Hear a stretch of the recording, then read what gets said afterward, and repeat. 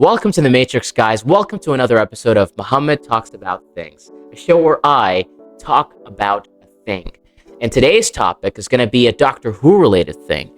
I love Doctor Who. It's such a great show, and I love talking about things regarding that show. I love Doctor Who. It's great. There was an interesting Reddit post that I saw a couple of days ago, and the user was asking a question that I've been thinking about for a while now. And the question was, how will Moffat's era influence RTD2?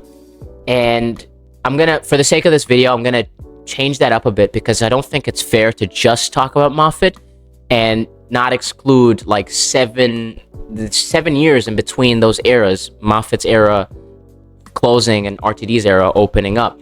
There's 7 years in between that. A lot has happened that we need to discuss. And so I'm going to be talking about how Moffat's era and how Chris Chibnall's era are going to affect Russell T Davies' second run, and how that may or may not inform his writing in the future, because I don't really think it's fair to say that he's going to come back and it's going to be exactly the way he left it. He's obviously grown as a writer. He's obviously grown as a human being. He's seen how the other showrunners have made changes and did their own additions and all that stuff. And so it's definitely going to inform how he writes going forward and how he views the show. So I wanted to crack down on that. I will probably not have an answer to it by the end of this video, but I was hoping we could discuss. I was hoping we could kind of have like a conversation, you and me. I don't know where you are. I don't know who you are, but we're talking right now. We're having a conversation. Okay? All right. Okay. So let's talk. Let's start with Moffat, because I think it's better to just kind of build into his era, because over the years, 7 years now, right, since his era ended, since Moffat's era ended, right, 7 years since then. It's like a lot has happened, and a lot has happened since RTD left as well. We started with Matt Smith's Doctor, and the show was initially intended to be starting over. So Series 5 was supposed to be Series 1, at least that's what I know, and it was supposed to just refresh everything. And so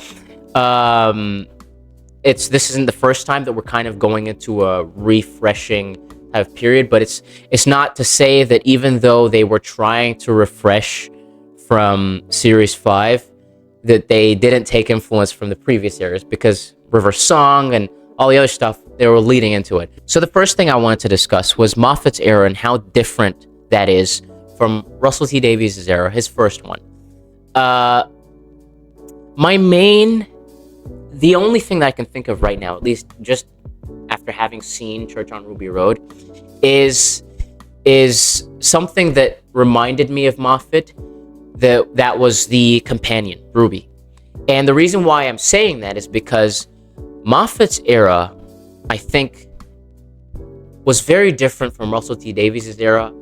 Not in the ways that are like show changing, but more so in the way we viewed the characters and our relationship with them. In RTD's era, the Doctor was a god, a mysterious god, and all that stuff that carried guilt and pain, and that carried over.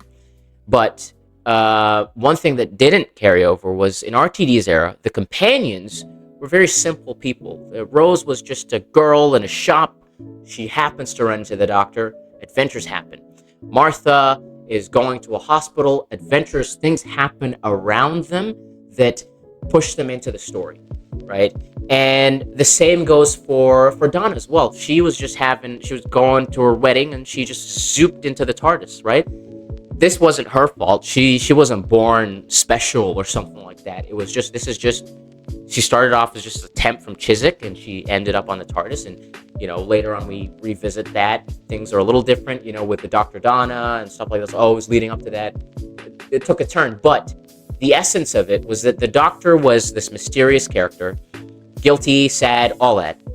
The companion was a normal person, and those two are trying to connect with each other. Moffat's era was slightly different because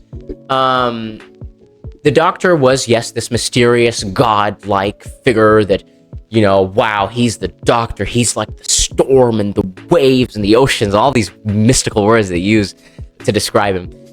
And the companion was also special. We start with Amy. She grew up with a crack on her wall, and the crack we later, I think I am going to be attacked in the comments for maybe getting this wrong, but I think that the crack, we only get that answer towards the 7th season, or maybe like Time of the Doctor, I think, once we know that that's like Gallifrey, the end of time or something like that. I don't know.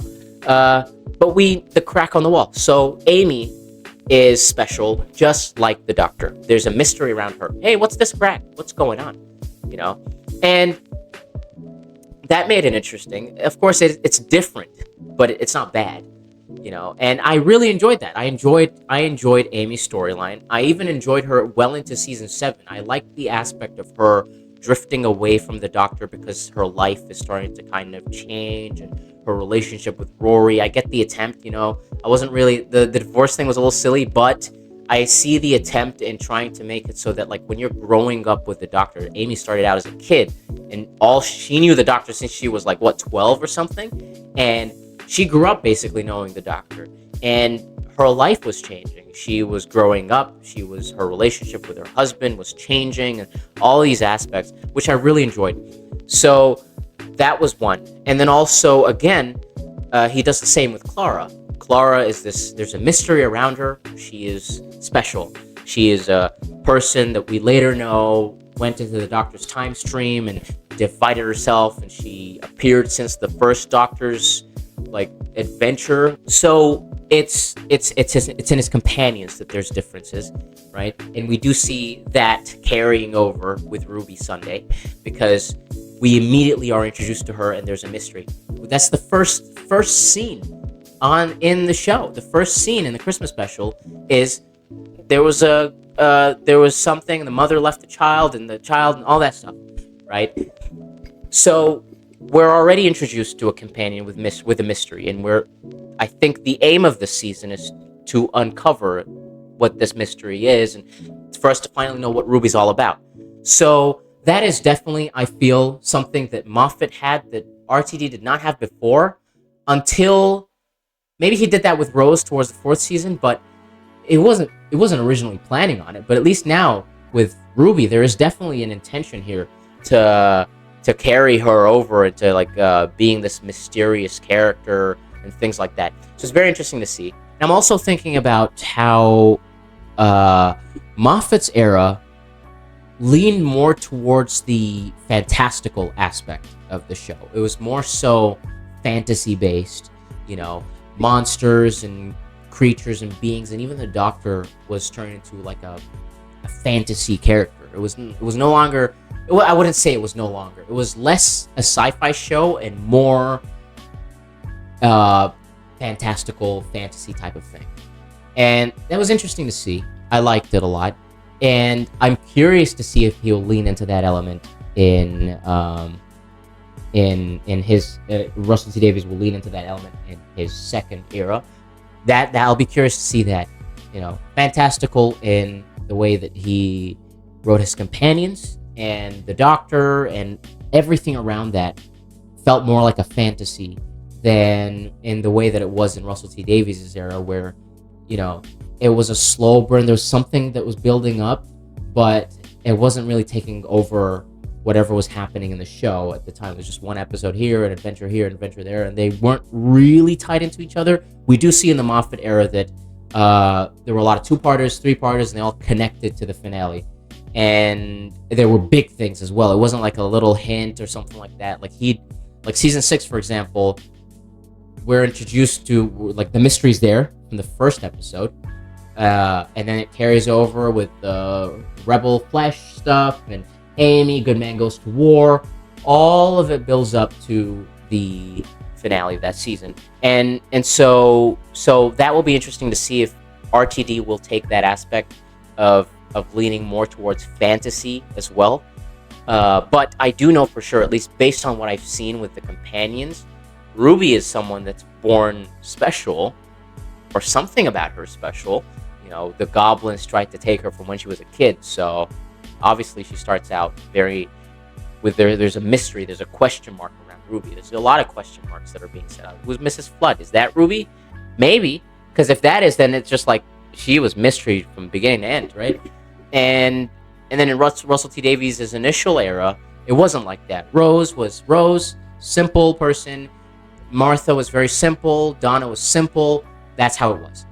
And so that's my expectation, at least with the upcoming Russell T Davies era, that maybe his companions will become more special. There'll be more of like a fantastical element to the stories and things like that. So I'm curious to see. I don't know. Maybe I'm answering it wrong. I have no idea. Now, the next person that I want to talk about is Chris Chibnall. And if you're here to see me hate or say bad things, I'm not here for that, because there's no point. First of all, Russell T Davies wouldn't take things that he doesn't like and let that inform what he does in the future or something like that. That won't happen. And second of all, I think that despite the criticism, there are still aspects of Chris Chibnall's era that I would like to see reflected in the second Russell T Davies era. Now, the first of which is the villains. I think that the way that Chris Chibnall handled the classical villains, like the Daleks and the Cybermen and the Sontarans, I thought that was a lot closer to the original way that they were portrayed, and also they did feel like crazy villains, and there was no like Deus Ex Machina way to stop them. Like the Daleks felt like they were really xenophobic. They felt that way, and so I would really love for that to carry over. I would love to see better Dalek stories. I wasn't the biggest fan of the way they were handled in the Moffat era, except for the first two episodes of season 9. The Davros stuff was really, really good. But Asylum of the Daleks and what was it as well? There was Into the Dalek was pretty good as well, actually. That was pretty nice. And then also the second episode of season 5, it was the third episode. Sorry, the one with Churchill. I hated that. I didn't hate that. It was just weird. The colored Daleks was like, it was weird. I don't know. I didn't like it. And so I would love for that to carry over. I love the way that Chris Chibnall handled that, with the Cybermen and things like that. I would love to see that carry over. I would love to see like more threatening, like more threats, like more serious threat in like Daleks and like Sontarans as well, though their design looked a little different, things like that. I like that. I hope that continues on. And so that's that with the villains. I don't really have much to say with the companions. No, not really. They just felt like companions. There's really not much to say about them. I think the thing that I'm going to bring up here is probably also like not Russell T Davies probably wanting to do it, but more so being kind of constricted because he's only given 8 episodes this season, and it's on Disney Plus, and there's a structure. There's always a formula there. So I liked, at least with Series 11, how I like the standalone nature of Series 11 of Doctor Who. I like that aspect, and I like also the historical stories as well in Chibnall's era. So the standalone aspect, every episode kind of felt like it was telling its own thing, and that was nice. I like that a lot, especially when you're coming off of like 5 seasons of multiple 2 or 3 parters and things like that. For people that are binging, it's not the same. If you're watching it weekly and like you're like, damn, gotta wait for this one, and it's like multiple 2-parters, 3-parters, and things like that. It kind of like, especially with like season 9, for example, there were a lot of those, and I know for a lot of people that it got tired at a certain point, and so we definitely saw a lot less of that in Chibnall's era, especially starting out. So I like the standalone nature of Series 11, and I think that it will carry over in Series 1 or 14 or whatever you're calling it now, in the second Russell T Davies era, because it's 8 episodes, and given the titles, the only 2 that seem to be connected, at least from my own perspective, is the the last 2 episodes. There's definitely going to be a link, of course. There has to be, you know. But yeah, I do think that the standalone nature of the episodes is going to be reflected in Series 1. It's definitely going to be reflected, or certain aspect of that is going to be reflected in the second Russell T Davies era. I do think that I hope that the villains this time around, at least the classic ones, they're obviously going to come back at some point. I hope that they are similar in tone to the way that they were portrayed in the Chibnall era. I would love for that to happen. And now I'm going to dive into the thing that's glaringly obvious, the thing that's obviously going to change the show going forward, that started from the Chibnall era. Oh, well, no, actually, no. Let me go back to Moffat's era. Moffat saved Gallifrey. That was a big change to the show. Russell T Davies did not come out starting with that, and it changed the show entirely because the Doctor was guilty, and he got rid of that guilt. And so we got into series 8, 9, 10, and up until 12 with that feeling, with knowing that Gallifrey's out there, it's back, and we've moved on from that. We've moved on from Gallifrey's destruction. Series 12 happens, and Gallifrey's destroyed again. Not only that, but we are also told that the Doctor is actually not from Gallifrey, and that the Doctor is from a different dimension, and that they're the timeless child. We don't know who their people are. We don't know where they come from, what's going on, you know? And obviously we saw that translated in Wild Blue Yonder and Church on Ruby Road. But I don't know if that will inform the way that Russell T Davies tells his stories going forward. I don't know if he's going to lean into that aspect of the Doctor, if he's going to make the Doctor feel sad about Gallifrey being destroyed again. It's different now because the Master destroyed Gallifrey this time. It wasn't the Doctor. There's no guilt there. So is it going to be him missing his people? Or is it going to be more so, it's whatever, it's, you know, they're not my people anyway. Screw them. You know, could be that. I have no idea. But obviously this will have implications. Chibnall didn't do it to not affect the show going forward. He's introducing a new concept, and feel about it how you want. It's just here, man. We gotta make do. And hats off to Russell T Davies. At least so far, he's made it very interesting. Wild Blue Yonder, seeing the effects of that on the Doctor, that he doesn't know his people anymore, and all that stuff. Like seeing that, and also in the Church on Ruby Road as well. Him feeling even more lonely than he's actually lonelier than ever now. You know, at least he had people. They're dead, sure, but he had people. Now we know those people aren't even his people. It's worse. So we could see a sadder version of the Doctor now. Could be interesting to see.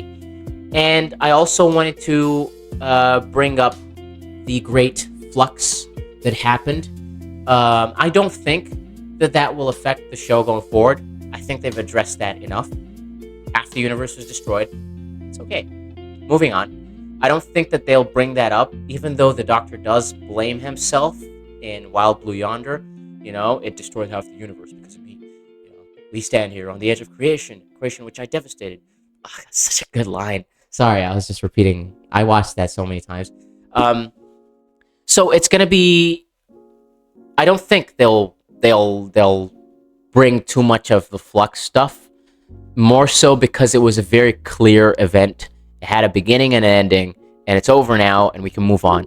I mostly wanted to talk about the threads that were open, like the Timeless Child that's open and it's not closed. Russell T Davies could really lean hard into that and go into it. One aspect of, so sorry because I'm jumping between topics, but I told you I'm brainstorming here. One thing about the flux though is that it was a universe-destroying event, and I think Russell T Davies is taking that aspect. I think he is. At least with what we've seen so far from the trailers, it does seem to be like a catastrophic event is going to take place, and the universe is at stake. And I made a joke in the trailer reactions, like, oh, is that the flux? But really thinking about it, it could be flux related. Not flux related. It could be similar to that. The universe is fading away. It's a catastrophic event. So one thing again about Chris Chibnall's era was also his big ideas as well. Maybe that carries over into the show going forward. We have a universe destroying event that could be taking place in the next series, and that could be due to the influence of Chris Chibnall and what he stated. Maybe the flux is continuing. Maybe it's like, okay, resume, and it just starts taking over. But yeah, that's all. That's what I'm thinking about so far. I hope I didn't miss anything. So yeah, Moffat, companions for sure, and the fantasy elements of the show in the upcoming era. But then 100% the companions. I feel that's like influenced by Moffat right there, you know. And Chris Chibnall, I would hope to see the similar portrayal of the villains, the classic ones at least. And I like the designs as well, so similar versions of that in the upcoming era. And the standalone nature of the show seems to be very similar in that aspect. But yeah, those are my thoughts, my opinions, the ideas that you did not ask for, but I gave anyway. So thank you for watching. If you guys enjoyed this video, please consider giving it a thumbs up. Please consider subscribing. Hit that subscribe button. It would mean the absolute world to me and Wajih, who's not here right now, but he's here in spirit. And hit the notification bell to get notified for whenever we do another episode of Muhammad Talks About Things, or we do a reaction type of thing for Doctor Who. It's definitely coming. You know, I can't wait for that. Yeah, hit the notification bell and comment down below. What are your thoughts on all this stuff? What are your thoughts? How will Moffat and Chris Chibnall's era inform and influence Russell T Davies' second era? I would love to hear your thoughts. Please correct me if I made any mistakes. But yeah, that's all from me. I'll see you guys next time, right here in the Matrix.